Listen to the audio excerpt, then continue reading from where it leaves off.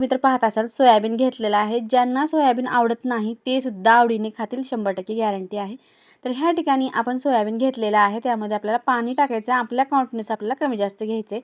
चला तर आता कढई गॅसवरती ठेवूया. पाणी टाकून घेतलेलं आहे आणि फक्त एक उकळी आपल्याला ह्या ठिकाणी येऊ द्यायचं. जास्त उकळायचं नाही. जे की ते सोयाबीन जे आहे ते मोडले जातील इतके आपल्याला उकळायचं नाही. फक्त एक उकळी आपण काढून घेतलेले आहेत. एखादं भांडं घ्यायचं, त्यावरती अशी चाळणी घ्यायची आणि आपण ते टाकून घेतलेलं आहे. जे की पाणी जे आहे ते कुठलाही पदार्थ जेव्हा आपण सोयाबीनचा बनवतो तेव्हा आपल्याला उकळूनच घ्यावे लागतात. आता ह्या ठिकाणी उकळून घेतलेले गरम असल्यामुळे त्यामध्ये थोडंसं आपल्याला थंड पाणी टाकायचं आहे. थंड पाणी टाकून आपण थोडंसं हाताला चटके बसू नये म्हणून आपण ह्यामध्ये थंड पाणी टाकून घेतलेलं आहे. आता हातामध्ये जसं की नेहमी आपण पोहे किंवा सुशीला करते वेळेस मुरमुरे भिजवतो त्या पद्धतीनं आपल्याला हे हातात घेऊन पिळून काढायचं आहे. पाहू शकता या ठिकाणी इतकं आपण पिळून घेतलं आहे. त्यामध्ये बिलकुल पाणी ठेवलेलं नाही. जमल तितकं आपण ह्यामधलं पाणी काढून घेतलेलं आहे. आता राहिलेले शिल्लक सोयाबीन जे आहे ते सुद्धा आपल्याला बाहेर असंच काढून घ्यायचे. अगदी कमी वेळामध्ये झटपट बाहेर जर तुम्हाला कुठला स्नॅक्स खायचा असेल अशी इच्छा झाली तेव्हा आपण हा पदार्थ घरच्या घरी कमी साहित्यामध्ये कमी वेळामध्ये आणि मेहनत तर बिलकुलच नाही, अगदी झटपट बनवता येणारा पदार्थ आहे. चला तर पूर्ण सोयाबीन जे आहे ते आपण काढून घेतलेले आहेत. आता काढून घेतलेले सोयाबीन एका बाउलमध्ये आपण हे काढून घेणार आहोत. कुठल्याही भांड्यामध्ये घ्या, फक्त आपल्याला मिक्स करता येईल असे भांडे घ्यायचे. आता ह्या ठिकाणी आपण कॉर्नफ्लोअर घेतलेला आहे. तर 4 चमचे इतकं ह्या ठिकाणी मी कॉर्नफ्लोअर टाकणार आहे. आता ह्या ठिकाणी टाकल्यानंतर आपण आपण जे बेसिक मसाले आहेत जे की आपण नेहमीच वापरतो तेच आपल्याला ह्या ठिकाणी वापरायचे. 1 चमचा लाल तिखट टाकलेला आहे. पाव चमचा इतकी आपण हळद टाकून घेणार आहोत आणि पाव चमचा इतकंच आपल्याला ह्या ठिकाणी मीठ टाकून घ्यायचे. पाणी जर उकळत्या पाण्यात टाकलं तर नाही टाकलं तरीसुद्धा चालते ह्या ठिकाणी. आता मिक्स करून घेणार. थोडंसं मी हाताने चमच्याने असं फिरवत जमल तितकं आपल्याला हे पूर्ण मिक्स करून घ्यायचं आणि जे की सोयाबीनला पूर्ण कॉर्नफ्लोअर आणि मसाले लागले जातील ह्या पद्धतीनं आपल्याला हे मिक्स करून घ्यायचे. 1-2 मिनिटं आपल्याला हे मिक्स करण्यासाठी लागतात. आता ह्या ठिकाणी चांगलं पूर्ण कॉर्नफ्लोअर आणि आपलं जे बेसिक मसाले ते पूर्ण लागलेले आहेत आणि आपल्याला 10 मिनिटाकरता झाकून ठेवायचं आहे. जे की लाल तिखट मीठ जे चांगलं मुरलं जाईल. तो पण आपल्याला पुढची तयारी करायची आहे. ह्या ठिकाणी आता सर्वात अवघड आणि न आवडणारं काम घेतलेलं आहे. जे की मला बिलकुल लसूण सोलला आवडत नाही, पण सोलल्याशिवाय तर पर्यायच नाही. आता ह्या ठिकाणी गावरान असल्यामुळे तो तर फारच अवघड जातो. आता ह्या ठिकाणी 4 ते 5 इतक्याच आपल्याला लसणाच्या पाकळ्या लागणार, जास्त लागणार नाहीत.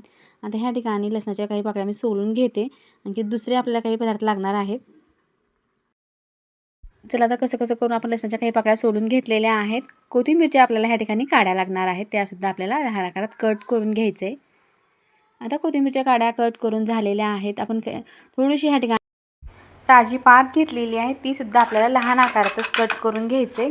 नाही घातलं तरी सुद्धा चालते, पण पातमुळे अगदी चव आणि दिसायलासुद्धा खूप सुंदर दिसते. आता ह्या ठिकाणी पात आपण ह्या आकारात कट करून घेतलेली आहे. आता आला प्रश्न लसणाचा. लसूणसुद्धा आपल्याला लहान आकारातच कट करून घ्यायचं आहे. आता लहान पाकळ्या असल्यामुळे थोडंसं लहान आकारात मी कट करून घेत आहे. तुम्हाला जर ठेचून घ्यायचा असेल तर ठेचून घेतला तरीसुद्धा चालते, पण कट करून घ्या.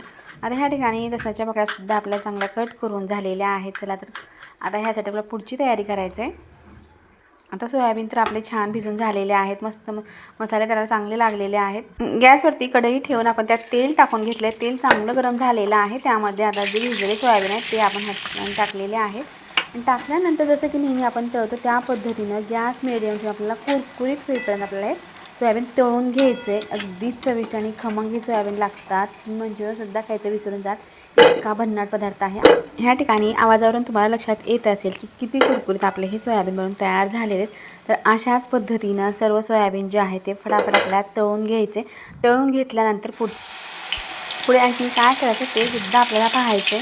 अगदी फटकन तळले जातात, बिलकुल वेळ लागत नाही. घाई गडबडीतसुद्धा आपण 10 ते 15 मिनिटांमध्ये हा पदार्थ आरामात बनवू शकतो. इतकी सोपी पद्धत आहे आणि खाण्यासाठी अतिशय चविष्ट आहे. जर चॅनलवरती नवीन असेल प्लीज चॅनल लाईक करा, शेअर करा, सबस्क्राईब करा. जेव्हा मी असे नवीन व्हिडिओ बनवेल सर्वप्रथम तुम्हाला पाहायला भेटतील. थोडाही व्हिडिओ आवडला प्लीज एक लाईक करत जावा. आता ह्या ठिकाणी सोयाबीन पूर्ण तळून झालेले आहे. चला तर पुढं आपल्याला काय करायचे पाहूया.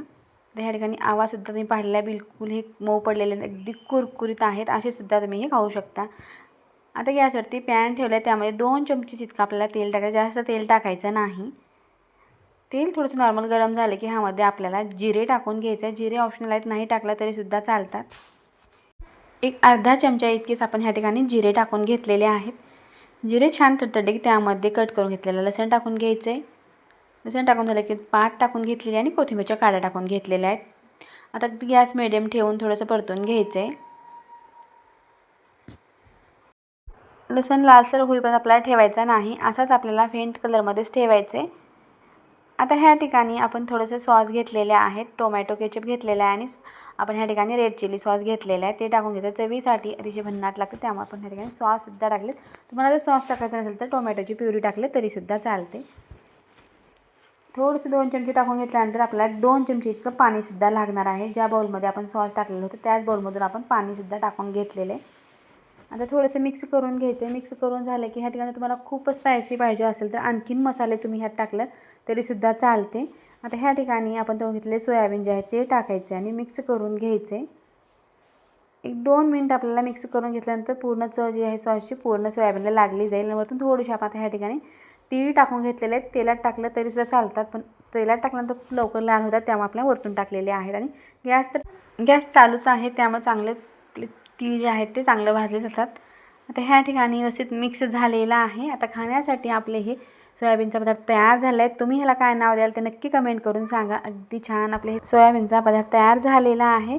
स्पायसी सोयाबीन आपले हे अगदी छान खमंग चविष्ट असे आहेत. तर तुम्हाला पाहतासुद्धा लक्षात आलं असेल की किती छान लागतात खाण्यासाठी. तुम्हीसुद्धा एक वेळेस नक्की ट्राय करून पहा. वरतून कोथिंबीर टाकलेली आहे. खाण्यासाठी आपलं सोयाबीन प्लेट तयार झालेला आहे. चला तर मी तर टेस्ट करून पाहीन, तुम्हीसुद्धा एकदा बनवा आणि नक्की टेस्ट करून पहा. थोडा व्हिडिओ प्लीज एक लाईक करा, शेअर करा, सबस्क्राईब करा. व्हिडिओ पाहिल्याबद्दल धन्यवाद. पुन्हा भेटूया अशाच एका नवीन रेसिपीसोबत.